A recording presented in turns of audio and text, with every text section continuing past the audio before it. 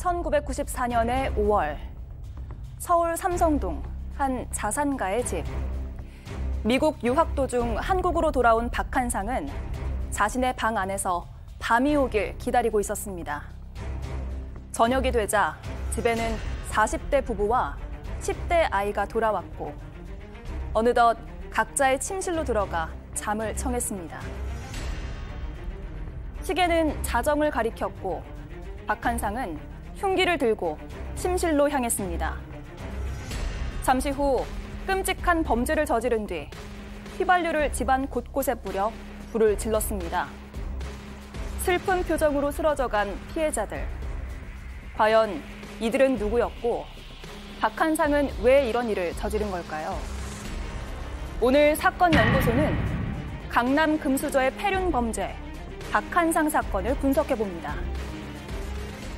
자, 이게 진짜 제가 고3 때 고3 시절 딱 벌어졌던 옆 동네에서 벌어졌던 사건이라서 지금도 너무 선명하게 기억이 나는 박한상 사건. 자, 이 일단 40대 부부와 10대 아이가 숨진 사건이었는데 자, 박한상과는 그 고인들이 어떤 관계였던 거죠?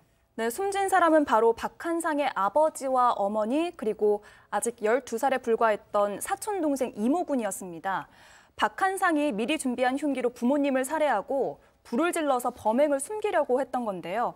그런데 1994년 5월 19일 당시에는 서울 강남 저택에 불이 났구나라고 이 정도로만 알려졌습니다. 119 신고로 접수가 됐기 때문인데요. 그런데 화재를 진압하고 나니까 박한상의 아버지와 어머니 몸에 흉기에 찔린 흔적이 수십 곳 발견이 됐습니다.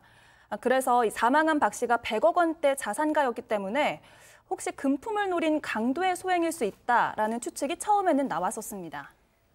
교수님, 제가 이 기억이 나는 것이 당시 이제 경찰들도 설마 아들이 그랬어 이런 생각에 워낙 너무 끔찍하잖아요. 이 상황, 이 시신의 상태가. 그러다 보니까 제가 기억나는 게 그때 현장 검증을 하면서도 이 경찰들 막 다 그 집에 불탄 집에 있는데 그 사이사이를 이 박한상이 막 뭐 활보를 하고 다녔어요. 아무도 의심을 안 하니까. 그렇죠. 예. 그게 직접 사진도 찍혔고요. 그래서 이제 사실 처음에는 이 경찰은 이 박한상이를 용의선상에 올려놨는데 이게 친아들이 자기 부모를 그렇게 잔인하게 살해할 거냐.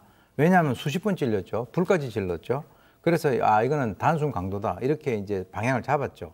그런데 이 박한상이가 가만히 보니까 주위에서 자기를 좀 의심하는 것 같으니까 부모 장례식 전날인 20일 영안실에서 이 거짓 울음을 울면서 실신을 막 하고 하는 그런 어떤 그 코스프레를 합니다. 그래서 이 의심을 했었던 담당 수사관이 굉장히 이게 좀 그 혼란스러웠던 그런 상황이 있었는데 그럼에도 불구하고 이 박한상이가 초기 진술이 상당히 이상했어요. 자, 그 당시 상황을 한번 설명해 보라 그랬더니 자다가 오줌이 마려서 방문을 여는 순간에 불길이 방으로 들어와서 혼자서 집을 뛰쳐나왔다. 그러면 통상 부모가 건너방에 있고 이종 동생이 한 방에서 자고 있는데 자기 혼자서 뛰어나온다라고 하는 것이 이것이 과연 정상이냐? 그래서 이 원한관계를 수사를 하면서 이 박한상이 주변에 수사관을 붙여서 밀착 감시를 하는데요. 그 이후에 자기 친구에게 전화를 해서 나 조금 있으면은 사업할 거다. 뭐 이런 얘기까지 하는 것을 확인을 하고 이 수사를 갖다가 계속한 그 이후에 약 일주일 정도 지나서 범행이 그대로 수면 위로 올라오게 됩니다. 자, 1994년 5월에 벌어졌던 이 사건. 자, 역시 범죄의 흔적이 있었습니다. 지울 수가 없죠. 아까 교수님 얘기할 때 뭐라고 박한상이 얘기를 했냐면 자다가 불이 치솟았어. 소변 보러 나는데 불이 치솟아서 도망 나왔다고 그랬잖아요. 그 치료를 받아야 될 거 아니에요. 근데 손목에는 화상이 있어요. 근데 머리카락에 피가 묻어 있었다는 겁니다. 왜 불길이 피해서 도망 나오는데 머리카락에 피는 왜 묻었을까요? 그게 나중에 알고 보니까 이제 아버지의 혈흔이었던 겁니다. 그런 상황이었고요. 또 조금 이따도 얘기하겠지만 결국 박한상이 원했던 건 돈 아니겠습니까? 이게 아버지 제사 장례 끝나고 얼마 되지 않아서 가지고 있던 아버지 운영하던 사업체를 정리해서 팔아야겠다는 얘기를 꺼내기 시작한 거예요. 나이도 젊은 사람이. 그러면 친지들 보기에는 저 아무래도 이상한데라는 생각이 주변에서 들 수밖에 없죠. 예. 자, 지금 우리 가족 여러분들 다 말씀하고 계시다시피 이 영화 공공의 적에서 배우 이성재 씨가 연기했던 그 역할의 모티브가 됐던 사건입니다. 영화에서도 보면 이성재 씨가 이제 범인으로 밝혀진 결정적인 증거가 당시 이 부모님을 해할 때 어머니가 이제 아들의 손톱을 이렇게 삼키잖아요. 그렇죠. 증거를 남기려고. 자, 그런데 박한상 역시 비슷한 상황이 있었어요. 사실 그게 어머니가 그 영화상으로는 아들이 범인인 걸 발각되지 않게 하려고 맞다. 이제 삼킨 죄송합니다. 거였는데 근데 지금 사실 공공의 적 정말 잔인한 그 영화였잖아요. 그 부분이. 그 영화보다 더 잔인합니다. 범행 과정을 보면. 박한상은 사건 당일날 이제 부모가 귀가를 하니까 혈흔을 안 남기려고 옷을 모두 벗습니다. 본인이. 침대보로 몸을 다 감싸고 양손에 흉기를 들고 안방에서 잠에 든 부모를 각각 40-50차례 정도 찔러서 숨지게 한 겁니다. 그리고 화장실로 가서 이제 온몸에 묻은 피 씻고 이제 미국 영화에서 많이 봤다고 합니다. 이제 집을 이제 불을 질러 버리면 증거가 좀 사라진다. 범행의 흔적을 지우기 위해서 집에 불을 지르고 아까 말씀하셨던 것처럼 장례식장에서도 일부러 정신을 잃은 척하면서 실신하는 연기까지 했던 건데요. 근데 박한상의 범행, 아까 혈흔 얘기도 했지만 또 결정적이었던 건 종아리에 이빨 자국이 있었습니다. 그 이빨 자국이 누구 이빨 자국이었냐면 바로 아버지의 이빨 자국이었던 겁니다. 자, 근데 1994년도에 자산이 100억이다. 또 당시 삼성동 잔디마당이 있는 2층 양옥집. 진짜 엄청난 부자였어요. 네, 그래서 기자들이 범행 동기를 물었거든요. 그런데 박한상은 재산 상속 때문이었다 이렇게 얘기를 했습니다. 박한상이 이런 말을 한 이유가 있는데요. 아버지와 돈 때문에 이렇게 갈등을 좀 빚었기 때문입니다.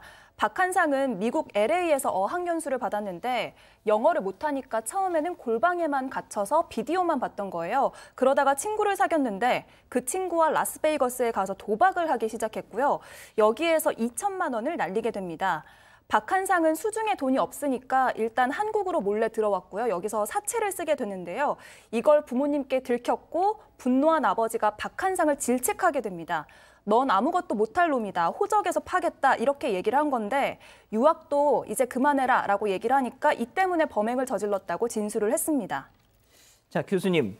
당시 1994년도만 해도 존속 살해 사건 자체가 별로 있지도 않았을 뿐더러 진짜 어쩌다 한 번씩 벌어진다고 해도 이런 것처럼 재산 때문에 부모의 재산을 이렇게 가로채려고 그런 사건 자체가 제 기억에 진짜 별로 없었잖아요. 그래서 왜냐하면 그 이전까지는 별로 저렇게 잘 사는 사람들이 별로 없었으니까.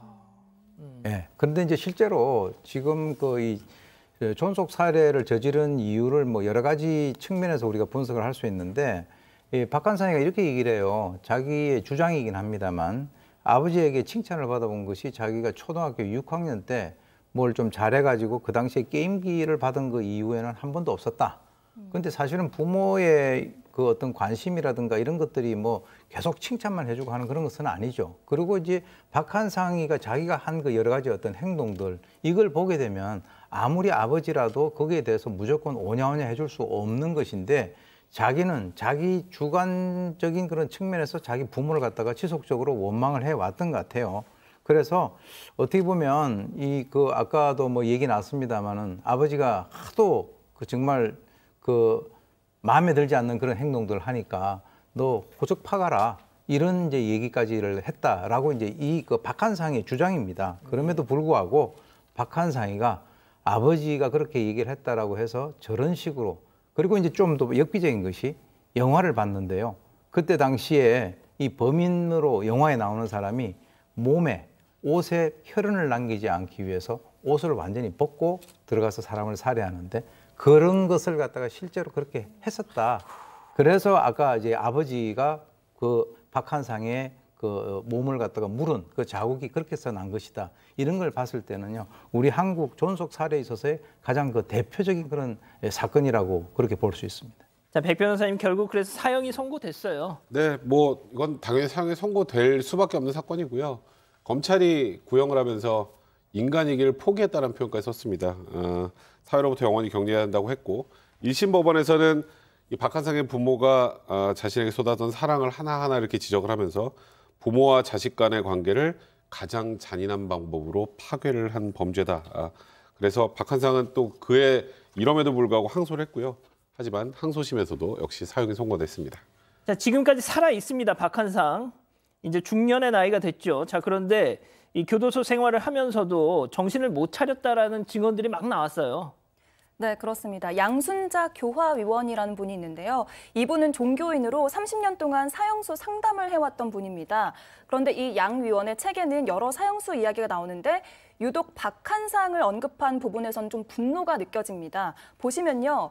강남의 정신 이상자 박한상이라고 언급을 하고요. 6년 동안 상담을 했는데 박한상은 끝까지 범죄 사실을 부인하면서 다른 이에게 누명을 씌우려고 했다고 전했습니다. 그래서 결국에는 상담을 할 수가 없어서 포기해버렸다 이렇게 전했는데요. 이 양순자 위원이 박한상에게는 유일한 면회자였다고 합니다. 이분마저 이 박한상이 교화될 가능성이 없다라고 판단을 한 건데요. 아버지의 재산을 모두 물려받은 동생도 재판 도중에 박한상을 만나러 가기는 했었대요. 그런데 이 형이 반성을 하지 않고 나는 무죄다라고 거듭 주장을 하니까 그 이후 가족들도 이 박한상을 만나러 가지 않은 걸로 전해집니다. 자, 양 변호사님 마지막으로 그러니까 박한상 오렌지족이었습니다. 그때 또 주로 놀던 데가 압구정동이었어요. 그리고 야타도 했답니다. 그리고 도피 유학도 갔죠. 또 부적응으로 조기 귀국을 했습니다. 또 미국에 있을 때는 해외 도박까지 했어요. 자, 어떻게 보면 이 박한상이라는 인물 자체가 당시에 대한민국의 어떤 물질 만능, 압축 성장에 따른 폐해를 온전히 보여준 아마 첫 번째 상징적인 존재가 아닌가 싶습니다. 얘기한 것처럼 경제적으로 성장을 하면서 사실 부모 세대만 해도 그런 식으로 성장한 세대에서 경제력이 아이들을 망칠 수도 있다는 것들을 그렇게 많이 알 수도 없었던 상황이고 해외로 유학을 가서 라스베가스에서 도박을 했다는 것도 90년대에 그런 얘기 듣기도 어려운 상황이었지 않습니까? 그 안에서 갈등도 있었고 또 잔인한 범죄 같은 걸 아까 방에서 유학 갔을 때 영어가 안 돼서 온갖 비디오만 보고 있었다 이런 것들도 좋지 않은 영향을 받아왔을 가능성들이 저는 충분히 있다라고 보거든요. 그 병폐가 심각하게 나타났던 건데 그렇게 생각하니까 그 이후로도 좀 그나마 우리 사회가 아직까지는 잘 버티고 있는 게 좀 다행이라는 생각까지도 듭니다. 알겠습니다. 일단 오늘 사건 연구소 이렇게 정리하고요.